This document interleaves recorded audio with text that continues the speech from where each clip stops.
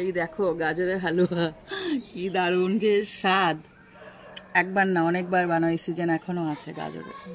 আমি বলছি দারুণ খেতে হয়েছে। নমস্কার বন্ধুরা, আমার চ্যানেলে তোমাদের সবাইকে স্বাগত জানাই। আমার হাতে দেখেই বুঝতে পারছি আমি কি করতে চলেছি।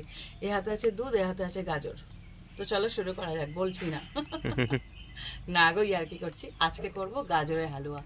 তো চলো শুরু করা যাক। প্রথমে দেখো এখানে আমি জল নিয়ে নিয়েছি, গাজরগুলোকে ভালো করে ধুয়ে ছাড়িয়ে নেব। এর মধ্যে দিয়ে দিলাম।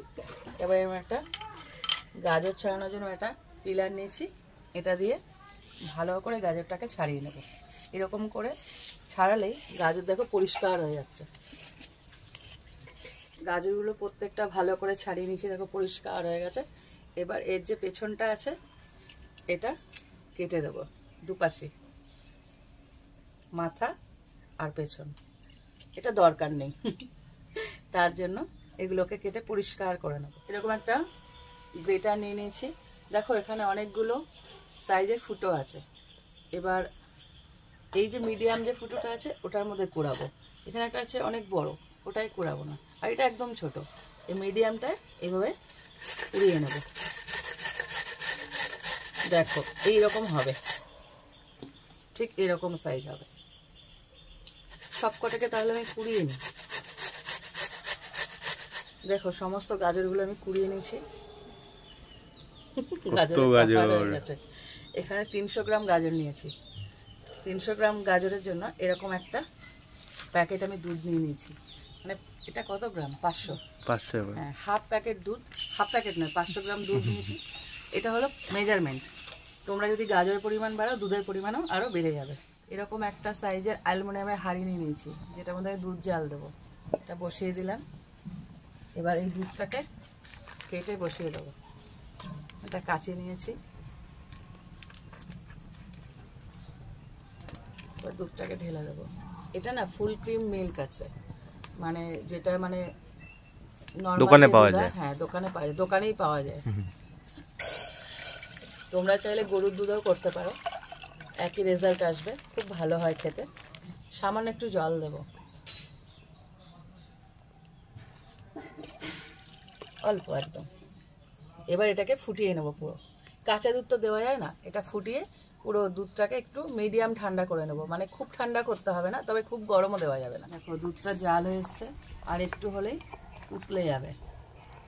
ঘন করে জাল দিয়ে নিচ্ছি, একটুখানি ফুটিয়ে নেবো, কারণ এই দুধটা যত ঘন হবে তত স্বাদ হবে। কিছুক্ষণ ফুটিয়ে নেবো এটাকে। দেখো দুধটা উতলে আসছে।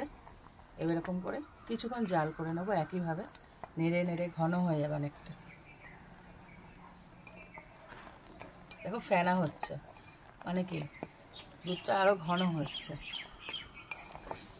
আর তোমাদের কাছে যদি অপশান থাকে এর মধ্যে মিল্ক মেডও দিতে পারো, তাহলে আরো ঘন হবে ব্যাপারটা, আরো টেস্টি হবে। হ্যাঁ আরো টেস্টি হবে। দুধটা নামিয়ে নিলাম, দেখো অনেকটা ঘন করে নিয়েছি, এখানটা রাখলাম। আর এবার একটা কড়াই বসিয়ে নিয়েছি, কড়াইয়ের মধ্যে দিয়ে দিচ্ছি ঘি। এবারে যে প্রসেসটা দেখাবো না, মানে একটার পর একটা ভাজা, খুব সুন্দর স্বাদ আসবে তার জন্য এখানে প্রথমে দিয়ে দিচ্ছি ঘি। এখানে দেখো আমন্ড কুচি করে নিয়েছি, কতটা, অনেকগুলো, প্রায় 10-15টা আমন্ড আমি এরকম করে জিরে জিরে করে কুচি করে নিচ্ছি। দেখো এগুলোকে ভেজে নেব, ভেজে নিলেই তো স্বাদ। আরো ঘিয়ে হালকা করে ভেজে নেব, খুব যে একদম লালচে হবে তা নয়, জাস্ট একটু নেড়ে চেড়ে নিতে হবে। দেখো ঠিক এরকম ভাবে ভেজে নিতে হবে, হালকা ভেজে এরকম ভাবে তুলে নেব। ভাজাও হলো কিন্তু লালচে হবে না, এতে কি হবে দ্বিগুণ স্বাদ আসবে। আবার দিয়ে দিচ্ছি ঘি। এবারে ঘিয়ে ভাজবো গাজরটা। এবার গাজর নিয়েছি আমি 300 গ্রাম, ঘি নিয়েছি প্রায় 150। এখানে কিন্তু ঘিয়ের কার্পণ্যতা করলে হবে না, ঘিটা একটু বেশি দিতে হবে। হ্যাঁ ঘিটা একটু বেশি দিতে হবে।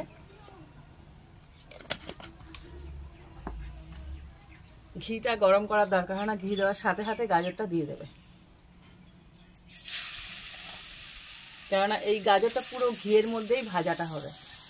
এখানে ঘিটা যেমন পড়বে তত স্বাদ হবে। ঘি যদি কম পড়ে কিন্তু ভালো লাগবে না, বারবার বলছি। এবার এটাকে ভালো করে ভেজে নিতে হবে উলট পালট করে, কনস্ট্যান্ট নাড়তে হবে, না হলে না পুড়ে যাওয়ার চান্স থাকে। আর যখন গাজরটা ভাজবে না তখন ফ্লেমটাকে লো রাখবে একদম। দেখো একদম ধিমে আছে ভাজছি, একটু ধৈর্য ধরে ভেজে নিতে হবে। গাজর ভাজা হতে হতে এদিকে নিয়েছি ছোটো এলাচ। এই দেখো অনেকটা ছোটো এলাচ। এই ছোটো এলাচগুলো প্রায় 10 থেকে 11টা মতো ছোটো এলাচ আছে। এটাকে একটু গুঁড়ো করে নেবে। এটা ছোট্ট হামানদিস্তা নিয়েছি, এটা দেখলে ও হাসে। এটাকে মধ্যে গুঁড়ো করে নেবে। দেখো গাজরটা ভেজে আর একটু কমে এসেছে, যত ভাজা হবে তত কি বলতো মানে কমে আসবে, ওটা মজে যাচ্ছে তো ঘিয়ের মধ্যে। আর একটু ভেজে নেব। তোমরা এটা 5 থেকে 6 মিনিট এভাবে হাই ফ্লেমে নয় লো ফ্লেমে ভেজে নেবে। আর এই যে আমি যে ছোটো এলাচটা গুঁড়ো করলাম, ওর খোসাটা আলাদা করে শুধু দানাগুলো নিয়েছি, এর মধ্যে ছড়িয়ে দিলাম। এটা একটা সুন্দর গন্ধ বেরোবে। ছোটো এলাচটা দেওয়ার পরও একটু নেড়ে চেড়ে ভেজে নেব। খুব সুন্দর একটা গন্ধ বেরোচ্ছে। ছোট এলাচের, ছোট এলাচ প্লাস ঘি সবকিছু মিলিয়ে একটা দারুণ গন্ধ বেরোচ্ছে। একটু নেড়ে চেড়ে নিয়ে তারপর দেবো দুধ। দেখো গাজরটা কয়টুকানি হয়ে গেছে ঘিয়ে ভাজতে ভাজতে। এই সময় যে কাজুগুলো নিয়েছি কাজুগুলোকে ভেজে নেবো। দেখো কতগুলো কাজু। এখানে না ড্রাই ফ্রুটস যেরকমভাবে মানে যতটা দেবে না তত স্বাদ হবে। এর কোনো মানে কি বলবো আনলিমিটেড। আনলিমিটেড মানে এত নয়, একটা লিমিটেশনে দেবে, কিন্তু তাই বলে অল্প দিও না, স্বাদটা কম হবে, সেই জন্য বলছি আর কি করে। এর মধ্যে গাজরটাকে দিয়েও একটু ঘিয়ের মধ্যে নাড়াচাড়া করে দেবো। কাজু দেওয়ার পরেও 2 থেকে 3 মিনিট এভাবে ভেজে নিলাম ঘিয়ের মধ্যে, তাতে কাজুর মধ্যে একটা সুন্দর ঘিয়ের একটা স্মেল আসবে। এবার দিয়ে দেবো দুধটা। দেখো দুধের সর বসে গেছে, ঘন হয়ে গেছে বলে।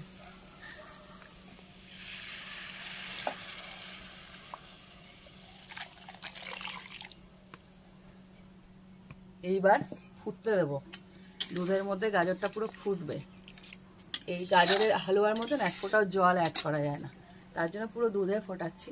তোমাদের এর আগেও বলেছি পারলে একটু কনডেন্স মিল্ক দিও, এত স্বাদ হবে না মানে বলার মতো না। এবার এর মধ্যে দিয়ে দিচ্ছি কিশমিশ। কিশমিশও নিচে দেখো কতটা, ইচ্ছে মতন মন ভরে। এখানে যেমন দেবে না তত ভালো হবে। আর এই সময় না আমি সবসময় দেখবে এর আগেও ডেজার্ট ছেড়েছি, যে কোনো মিষ্টি বানানোর ক্ষেত্রে 1 চিমটে লবণ, 1 চিমটে মানে একদম না দেওয়ার মতো, দেখো এইটুকুনি লবণ ছড়িয়ে দেবে। এতে কি হবে একটু মিষ্টির যে ব্যালেন্সটা না খুব সুন্দর হয়। শুধু মিষ্টির থেকে একটু দিয়ে দেখো, এখানে একটা কাজু, এখানে একটা কিশমিশ উঠে আছে। তো এটাকে ফুটতে দিই যতক্ষণ না পুরো ঘন হয়ে যাচ্ছে। তবে মাঝে মধ্যে এরকম নেড়ে নেড়ে দিতে হবে, কেননা তলায় লেগে যাওয়ার চান্স থাকে। দেখো ফুটে উঠেছে। এই সময় দিয়ে দিচ্ছি আমন্ড কুচিগুলো, যেগুলো আমি ঘিয়ে ভেজে রেখেছিলাম।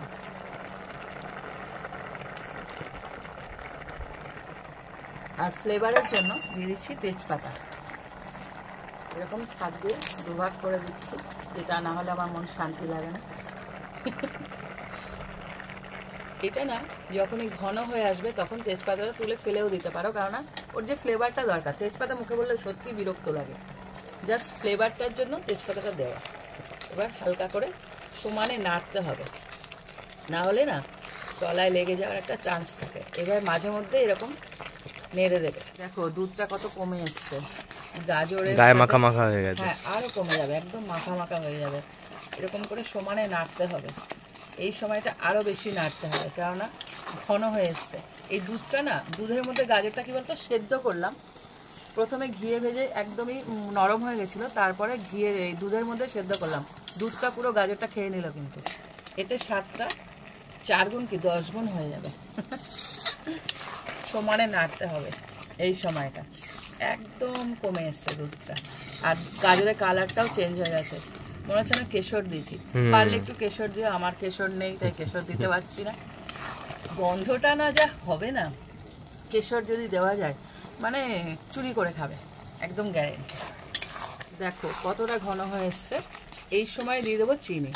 গাজরটা পুরোপুরি সেদ্ধ হওয়ার পরেই কিন্তু চিনিটা দেবে। আর চিনি দেওয়ার সাথে সাথে না একটু লিকুইড হয়ে যাবে। চিনিটা কে কেমন খাও মিষ্টিটা সেই অনুযায়ী দেবে। আমাদের বাড়িতে সবাই খুব মিষ্টি খায়, হ্যাঁ মিষ্টি মিষ্টির মতন করে খাই আমরা। সেই অনুযায়ী চিনিটা অ্যাড করবে।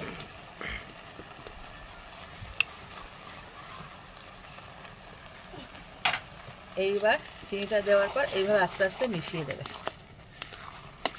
তোমরা পায়েসের ক্ষেত্রেও খেয়াল করবে, যখনই চিনি দেওয়া হয় পায়েসটা একটু পাতলা হয়ে যায়। এটাও তাই, চিনিটা গলতে থাকবে আর একটু লিকুইড হয়ে যাবে, তখনও নাড়তে হবে সমানে। দেখো আগে যে থিকনেসটা ছিল সঙ্গে সঙ্গে পাতলা হয়ে গেল, চিনিটা দেওয়ার জন্য হয়েছে এটা। আবার নাড়বে, আবার ঘন হয়ে আসবে। কতটা ঘন আসছে দেখো। ঠিক এই সময়টা এরকম ঘন হয়ে যাবে, তারপর দিয়ে দেবে এরকম একটা গুঁড়ো দুধ। আমি আমুলিয়া নিয়েছি, তোমরা যে কোনো কোম্পানি নিতে পারো। আর যদি গাজরের পরিমাণ বেশি হয় তাহলে 2 প্যাকেট দেবে। দেওয়ার পর একটু নাড়বে, এতে স্বাদ আসবে ভালো। কি সুন্দর গন্ধ বেরিয়েছে, বোঝানো যাবে না। আর দিয়ে দিচ্ছি, দেখো কাজু দিয়েছি ওখানে ঘিয়ে ভেজে, আর কিছুটা কাজু আমি এখানে গুঁড়ো করে রেখেছিলাম, এর ওপর থেকে ছড়াবো। ব্যাপারটা কেমন হবে? মারাত্মক মারাত্মক। টেস্ট কেমন হবে? এবার হালকা হাতে শুধু নাড়ার পালা। এটা না একদম এই যে ঝোল ঝোল ব্যাপারটা একদম শুকিয়ে যাবে, একদম মাখা মাখা হয়ে যাবে, একদমই লিকুইড থাকবে না। আর সমানে কিন্তু এটা নাড়তে হবে। এই দেখো এই সময় হাত থামালে চলবে না, হাত ব্যথা করলেও না, কারণ একদম ঘন হয়ে আসছে তাই জন্য। আর এই সময় না যখন মানে এরকম টকবক করে ফুটছে, এই যে ফুটছে না, এই গরমটা না খুব সাংঘাতিক, ছিটকে গায়ে আসে। একটু দূরে বসে করো, ডিস্টেন্স মেনটেন করে। হ্যাঁ দেখো এক ফোঁটা দুধ নেই, ঘন হয়ে গেছে। আর এটার মধ্যে ঘি রয়েছে তো, যখন আমি নামাবো না আরো বসে যাবে। এই দেখো একদম গায়ে মাখা, একদম মাখা মাখা হয়ে গেল। পুরো দুধটাকে শুকিয়ে ফেলতে হবে অ্যাকচুয়ালি। এবার নামানোর পালা। তৈরি হয়ে গেল গাজরের হালুয়া। সেই স্বাদ হবে, গন্ধটা ছেড়েছে। গন্ধ, দেখতে ওর স্বাদ অতুলনীয়। হ্যাঁ তোমরা ট্রাই করো। আমি সমানে নাড়তে নাড়তে কথা বলছি, কিন্তু একবার হলো ট্রাই করো। ঠিক আমি যেভাবে দেখালাম ওভাবে। স্বাদ তো অনবদ্য বলার অবকাশ রাখে না। আমাকে কমেন্ট করো কেমন লেগেছে, নিশ্চয়ই ভালো লাগবে। অন্যান্য সময় বলি কেমন লাগলো, কিন্তু আমি বলছি ভালো লাগবে। আর ভালো লাগলে একটা লাইক দিও, আর এরকম আরো রেসিপি পেতে আমার চ্যানেলটা সাবস্ক্রাইব করে দিও। তো আজকের মতো টাটা।